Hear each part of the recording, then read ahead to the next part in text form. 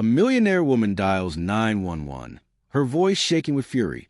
"I want that thief arrested now." The person she's accusing? Her trusted black maid who's worked faithfully for years. But what happens next will completely shatter everything you think you know about trust, family, and who we choose to blame when things go wrong. Have you ever been falsely accused of something? Have you watched someone get targeted simply because of who they are, not what they actually did? This story will cut deep for anyone who's felt the sting of injustice or watched prejudice destroy an innocent person's reputation. Today we're exposing a case where assumptions nearly ruin an honest woman's life, while the real criminal was hiding right under everyone's nose, protected by privilege and family ties. Here's the twist that will leave you absolutely stunned. The actual thief wasn't some stranger or random employee. It was someone Margaret would have defended with her last breath, someone she trusted more than anyone. Stay with me because this revelation will completely change how you view family loyalty forever. If stories about justice and uncovering the truth speak to you, hit that like button right now and tell me in the comments. Have you ever witnessed unfair treatment like this in your own community? Meet Nia Clark, a 34-year-old woman who took pride in every detail of her work. For 3 years, she'd maintained the Ellison mansion with the kind of care most people reserve for their own homes. Other staff members looked up to her. She never missed a day, never cut corners, and treated every room like it belonged to family. Nia had built her reputation on honesty. When expensive items went missing from other wealthy households in the neighborhood, employers would actually call Margaret asking if Nia was available for hire. That's the level of trust she'd earned. Margaret Ellison ruled her world from a penthouse office and million-dollar mansion. Known throughout the city's elite circles for her sharp business mind and even sharper tongue, she demanded perfection from everyone around her. Margaret had built her fortune through real estate investments, and she wasn't shy about reminding people their place in her hierarchy. The Ellison household ran like clockwork, marble floors gleaming, fresh flowers arranged daily. Everything exactly where Margaret expected it to be. But wealth creates its own kind of blindness. When you're used to people doing exactly what you say, when you pay people to serve you, it becomes easy to forget they're human beings with feelings, families, and dignity that can be destroyed with a single phone call.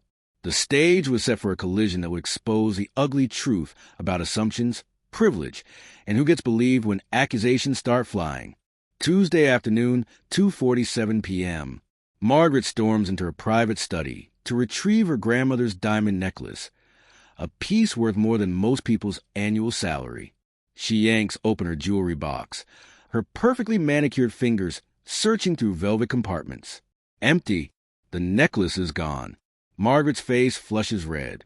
She tears through every drawer, every surface, every possible hiding spot.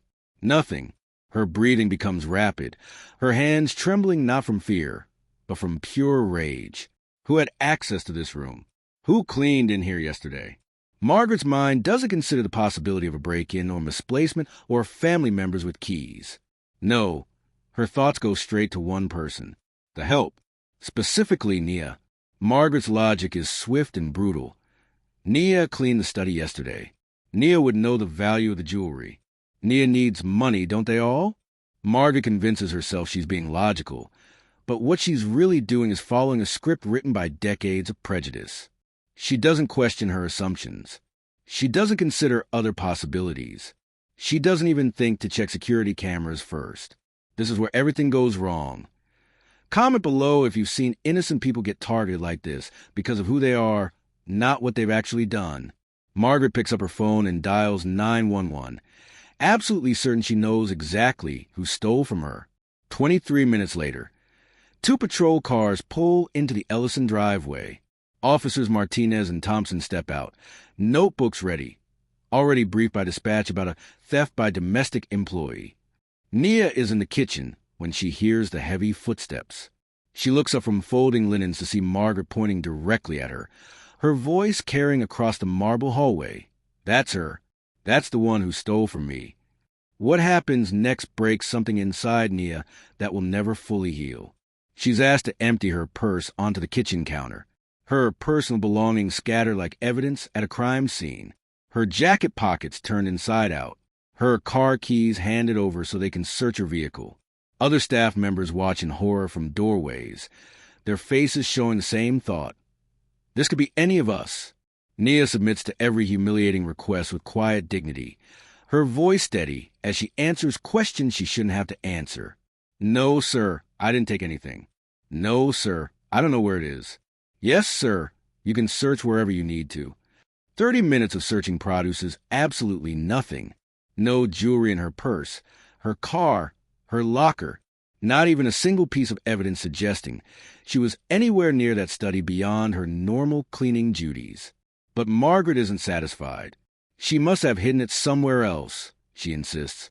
Maybe she already sold it. The lack of evidence doesn't matter to some people. If this injustice makes you angry, smash that subscribe button and hit the bell so you never miss stories that expose the truth. Word spreads quickly through the household staff network. By evening, Nia's reputation, built over years of honest work, hangs by a thread based on nothing but suspicion and Margaret's certainty. While Nia faced interrogation, Jason Ellison sat in his downtown apartment, scrolling through luxury car websites he couldn't afford. Margaret's 28-year-old nephew had a problem that was getting worse by the day, a gambling addiction that had already cost him his trust fund, his credit rating, and his girlfriend. The debt collectors weren't interested in his family name or his excuses. They wanted $50,000, and they wanted it within the week. Jason knew his aunt's house better than most family members. He'd spent childhood summers running through those halls, and he still had his key from house-sitting duties. More importantly, he knew Margaret's patterns. When she went to her office, when she traveled, when the staff would be distracted. Last Monday, while Nia was vacuum cleaning the living room, Jason slipped into Margaret's study. He knew exactly where she kept the most valuable pieces. The diamond necklace was perfect. Small enough to hide, valuable enough to solve his immediate problem. Here's the sickest part. Jason counted on this exact scenario. He knew that if something went missing, Margaret would never suspect family. She'd look at the staff first, and unfortunately, her prejudices would do the rest of the work for him. He wasn't just stealing jewelry. He was stealing Nia's reputation, her livelihood, her sense of safety, all to cover his own failures.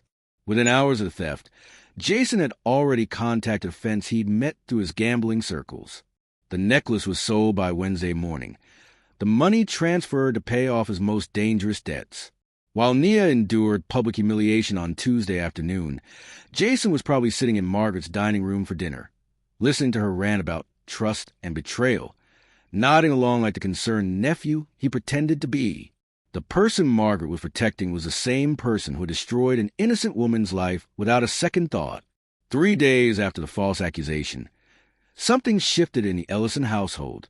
Maria, the head housekeeper who'd worked there for 8 years, couldn't stay silent anymore. She approached Margaret's assistant with a crucial detail. She'd seen Jason leaving the study area on Monday afternoon, right around the time he claimed to be just visiting. Other staff members found their courage too. The gardener remembered Jason asking unusual questions about the household schedule. The cook recalled him lingering near Margaret's private areas during his last visit. Margaret's assistant, feeling guilty about Nia's treatment, decided to check something Margaret had overlooked in her rush to blame: the security cameras. The footage showed Jason entering and exiting Margaret's study on Monday at 2:15 p.m., exactly when he told everyone he was in the guest bathroom. But there was more. Financial records that Margaret's accountant pulled showed Jason had recently made a large cash deposit the same day the jewelry disappeared. When pressed for documentation, Jason's story about a freelance consulting job fell apart immediately. Margaret called Jason to her office on Friday morning. The evidence was spread across her mahogany desk: camera footage, witness statements, bank records. There was no denying what had happened. Jason's confident smile vanished the moment he saw the screen showing him in her study. His shoulders slumped as the weight of his deception crashed down. "Aunt Margaret, I can explain." "Explain what?" "How you let me destroy an innocent woman's reputation to cover your theft." This is the moment we've all been waiting for: justice. Tell me in the comments, what would you have done if you were one of the other staff members watching this unfold? Jason faced legal charges for theft and fraud. Margaret was forced to confront the ugly truth about her own assumptions and the damage they caused to someone who'd served her family faithfully for years. Margaret's public apology came too late to undo the humiliation, but it mattered. Standing in the same kitchen where Nia had been searched and questioned, Margaret faced her entire household staff and admitted her terrible mistake. "I let my assumptions cloud my judgment, and I nearly destroyed the reputation of someone who deserved nothing but respect." Nia accepted the apology with the same grace she'd shown during her darkest moment. But she also made something clear. This isn't just about me. It's about how quickly people are willing to believe the worst about someone based on nothing but their position in life. Word of Nia's vindication spread through the domestic worker community like wildfire. Her story became a rallying point for discussions about dignity, respect, and the dangerous assumptions that wealthy employers sometimes make about the people who work in their homes. Local news picked up the story, and it sparked conversations about unconscious bias and the treatment of household employees throughout the city. Nia found new employment with a family who appreciated her integrity from day one. Margaret implemented new policies requiring evidence before making any accusations against staff members. This story proves that truth always finds a way to surface, but the scars from false accusations can last forever. If Nia's strength moved you, share this video with someone who needs to hear this message. What's your biggest takeaway from her story? Let me know